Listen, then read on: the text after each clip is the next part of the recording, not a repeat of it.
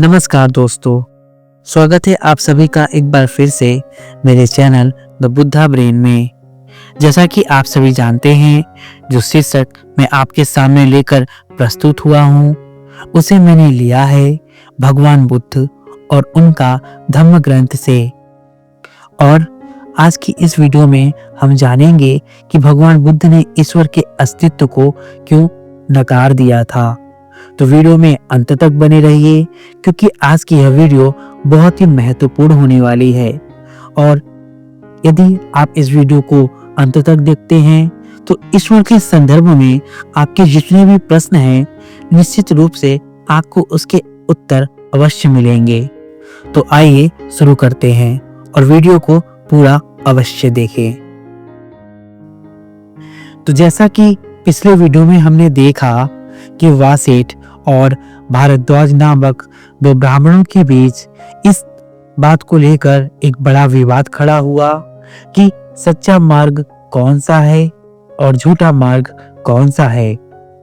विवाद इतना बड़ा कि वे दोनों ब्राह्मण इस विवाद को सुलझा न सके। तब उन्हें पता चला कि उनके गांव में ही महान भिक्षु संघ के साथ भगवान बुद्ध विराजमान हैं। तो उन दोनों ब्राह्मणों ने भगवान बुद्ध के पास जाने का निश्चय किया ताकि वे उनकी समस्या का समाधान कर सके। तब ब्राह्मण वासेठ और ब्राह्मण भारद्वाज वहां गए जहां भगवान बुद्ध विराजमान थे। भगवान बुद्ध को प्रणाम करने के बाद वह एक ओर बैठ गए।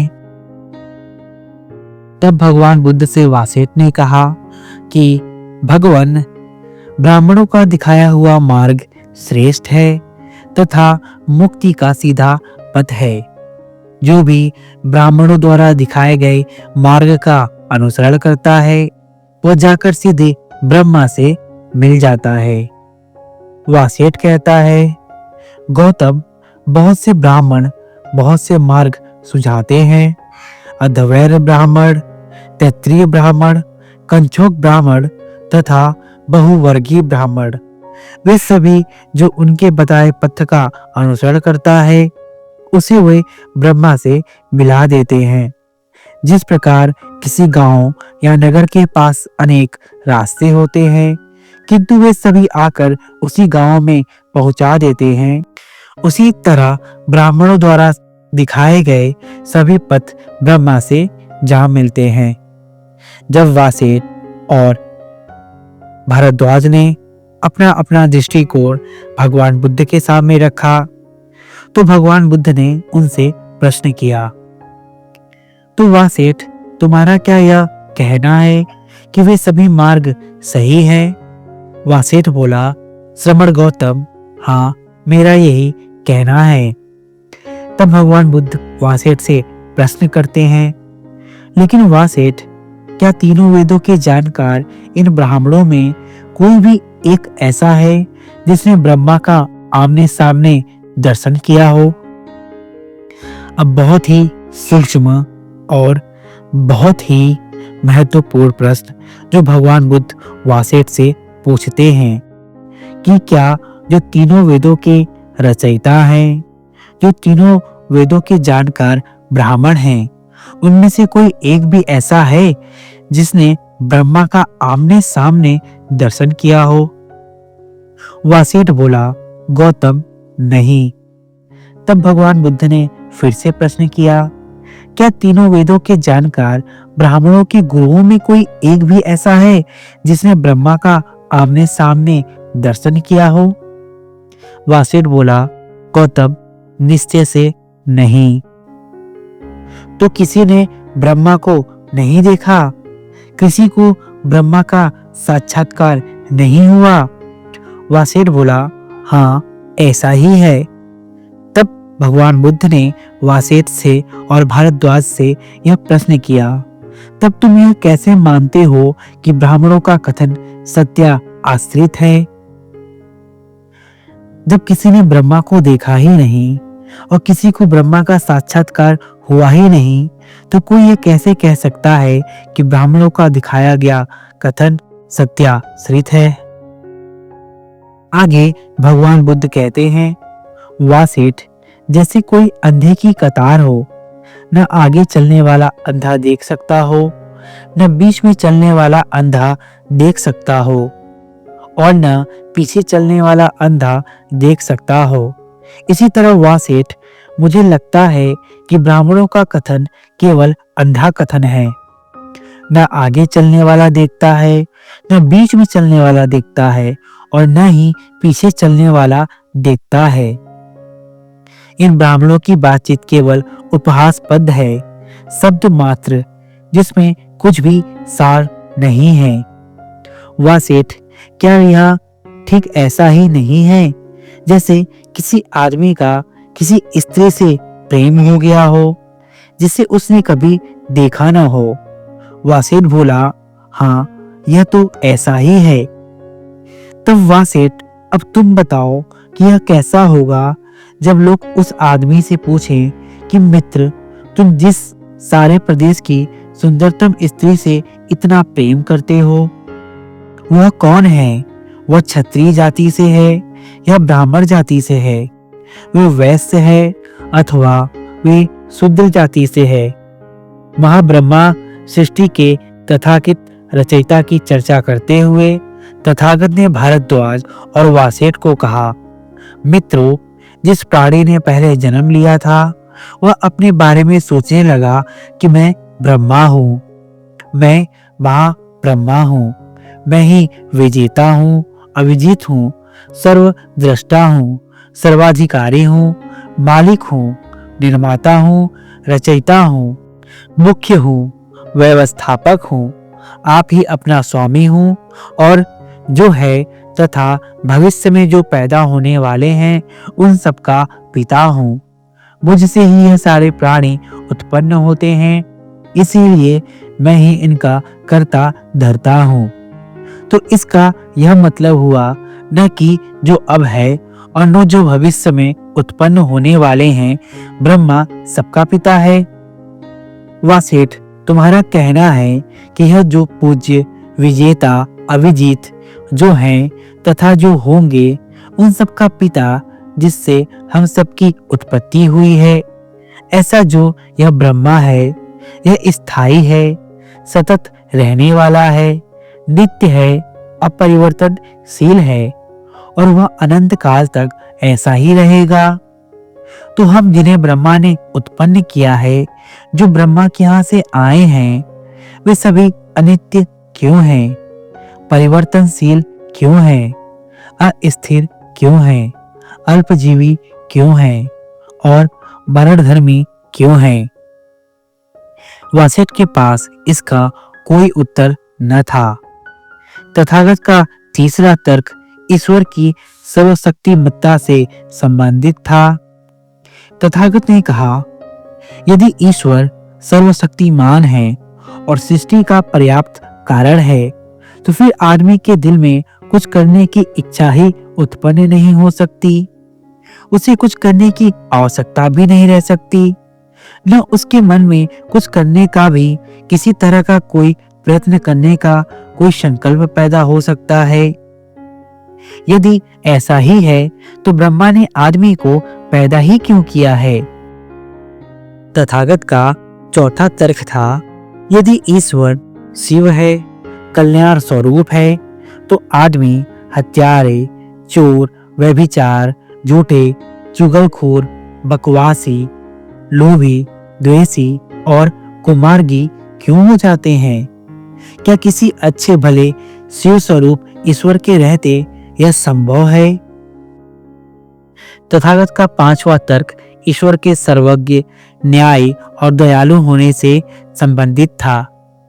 यदि कोई ऐसा महान सृष्टि करता है जो न्यायी भी है और जो दयालु भी है, तो संसार में इतना अन्याय क्यों हो रहा है? भगवान बुद्ध का प्रश्न था। उन्होंने कहा, जिसके पास भी आंख है वह इस दर्दनाक हालत को देख सकता है। ब्रह्मा अपनी रचना सुधारता क्यों नहीं है? यदि उसकी शक्ति इतनी असीम है कि उसे कोई रोकने वाला नहीं है, तो उसके हाथ ऐसे क्यों हैं जो शायद किसी का कल्याण करते हो? उसकी सारी की सारी सृष्टि दुख क्यों भोग रही है? वह सभी को सुखी क्यों नहीं रखता है? चारों ओर ठगी, झूठ और अज्ञान क्यों फैला हुआ है? सत्य पर झूठ क्यों बाजी मान ले जाता है? सत्य और न्याय क्यों पराजित हो जाते हैं? मैं तुम्हारे ब्रह्मा को अन्यायी मानता हूँ, जिसने केवल अन्याय को आश्रय देने के लिए इस जगत की रचना की है।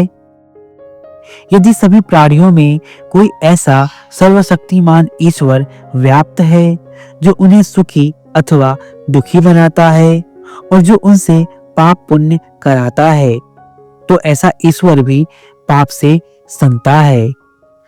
इसका अर्थ यह है, या तो आदमी ईश्वर की आज्ञा में नहीं है, या ईश्वर न्याय और नेक नहीं है, या ईश्वर अंधा है। ईश्वर के अस्तित्व के सिद्धांत के विरुद्ध उनका अगला तर्क यह था कि ईश्वर की चर्चा से कोई प्रयोजन सिद्ध नहीं होता। भगवान बुद्ध के अनुसार धम्म की धुरी ईश्वर और आदमी का संबंध नहीं है, बल्कि आदमी आदमी का संबंध है। सबसे बड़ी बात भगवान बुद्ध के धम्म की यह है कि जहां पर अन्य धर्म, अन्य मत के लोग ईश्वर और आदमी का संबंध स्थापित करने के लिए ही जोर देते हैं, वहां भगवान बुद्ध कहते हैं कि धम्म का जो प्रयोजन है वह यह है कि आदमी एक आदमी के साथ कैसा व्यवहार करे, क्योंकि आदमी का एक आदमी के साथ अच्छा संबंध ही धर्म का प्रयोजन है। धम्म का प्रयोजन यही है कि वह आदमी को शिक्षा दे कि वह दूसरे आदमियों के साथ कैसे व्यवहार करे, ताकि सभी आदमी प्रसन्न रह सके। एक और भी कारण था जिसकी वजह से तथागत ईश्वर के अस्तित्व के सिद्धांत के खिलाफ थे। वह धार्मिक रस्मों और व्यर्थ के धार्मिक क्रियाकलाप के विरोधी थे। उनके विरोध का कारण यही था कि ये सब मिथ्या विश्वास के घर हैं और मिथ्या विश्वास सम्यक दृष्टि का शत्रु है। उस सम्यक दृष्टि का जो तथागत के आर्य अष्टांगिक मार्ग का सबसे महत्वपूर्ण पक्ष है। तथागत की दृष्टि में ईश्वर विश्वास बड़ी ही खतरनाक बात थी, क्योंकि ईश्वर विश्वास की प्रार्थना और पूजा की सामर्थ्य में विश्वास का उत्पादक है और प्रार्थना कराने की जरूरत ने ही पादरी और पुरोहितों को जन्म दिया है। और पुरोहित ही वह शरारती दिमाग था जिसने इतने अंधविश्वास को जन्म दिया है और सम्यक दृष्टि के मार्ग को अवरुद्ध कर दिया है। ईश्वर के अस्तित्व के विरुद्ध दिए गए इन तर्कों में से कुछ व्यावहारिक थे, कुछ मात्र सौद्धानिक थे।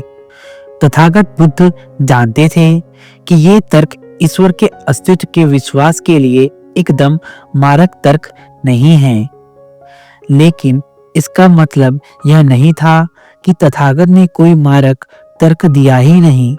एक तर्क उन्होंने दिया जो निश्चयात्मक रूप से ईश्वर विश्वास के लिए प्राण घातक है। यह उनके प्रतीत समुत्पाद के सिद्धांत के अंतर्गत आता है। इस सिद्धांत के अनुसार ईश्वर का अस्तित्व है या नहीं है, यह मुख्य प्रश्न नहीं है। नहीं, यह मुख्य प्रश्न है कि ईश्वर ने सृष्टि की रचना की है या नहीं। असल प्रश्न तो यह है कि ईश्वर ने सृष्टि की रचना किस प्रकार की। यदि हम इस प्रश्न का ठीक ठीक उत्तर दे सके कि संसार की रचना कैसे हुई, तो उसमें से ईश्वर के अस्तित्व के सिद्धांत का कुछ औचित्य सिद्ध हो सकता है। महत्वपूर्ण प्रश्न वह है कि क्या ईश्वर ने सृष्टि भाव किसी पदार्थ में से उत्पन्न की अथवा अभाव या शून्य में से सृष्टि उत्पन्न की। यह तो विश्वास करना असंभव है कि कुछ नहीं में से कुछ की रचना हो गई। यदि ईश्वर ने सृष्टि की रचना कुछ में से की है, तो वह कुछ जिसमें से कुछ नया उत्पन्न किया गया है, ईश्वर की किसी भी अन्य चीज के उत्पन्न करने के पहले से चला आया है। इसीलिए ईश्वर को उस कुछ का रचयिता नहीं स्वीकार किया जा सकता जो कुछ उसके भी अस्तित्व के पहले से चला आ रहा है। यदि ईश्वर के किसी भी चीज की रचना करने से पहले ही किसी ने कुछ में से उस चीज की रचना कर दी है जिससे ईश्वर ने सृष्टि की रचना की है, तो ईश्वर सृष्टि का आदि कारण नहीं कहला सकता। भगवान बुद्ध यहाँ अपने धम्म उपदेश में यह स्पष्ट करते हैं कि ऐसी कोई भी पदार्थ नहीं है जो ऐसे ही उत्पन्न हो जाए। किसी नए पदार्थ को उत्पन्न होने के लिए उसके पुराने अस्तित्व का होना जरूरी है। ऐसा तो कभी नहीं होता कि कुछ नहीं में से कुछ की रचना हो जाती है। और यदि ईश्वर ने किसी चीज से सृष्टि की रचना की है तो ईश्वर को सृष्टि का आदि कारण नहीं स्वीकार किया जा सकता, क्योंकि यदि ईश्वर ने सृष्टि की रचना उस कुछ में से की है जो कि उसके अस्तित्व के पहले से चला आया है, तो ईश्वर को सृष्टि का आदि कारण नहीं कहा जा सकता। भगवान बुद्ध का यह आखिरी तर्क ऐसा था कि जो ईश्वर विश्वास के लिए सर्वथा मारक था और जिसका वासित और भारद्वाज के पास कोई भी उत्तर नहीं था। यही कारण थे कि भगवान बुद्ध ने ईश्वर को सृष्टिकर्ता नहीं स्वीकार किया है और उन्होंने कहा है कि ईश्वर में विश्वास रखना अधर्म है। तो आशा करता हूं कि आप भी समझ चुके होंगे कि भगवान बुद्ध ने ईश्वर के अस्तित्व को क्यों नकारा। यदि आप भगवान बुद्ध की बातों से सहमत हैं और यदि आपको यह वीडियो पसंद आई तो कृपया इस वीडियो को लाइक और शेयर अवश्य करिएगा। मेरे चैनल द बुद्धा ब्रेन में बने रहने के लिए आपका बहुत बहुत धन्यवाद। सबका मंगल हो। नमो बुद्धाय।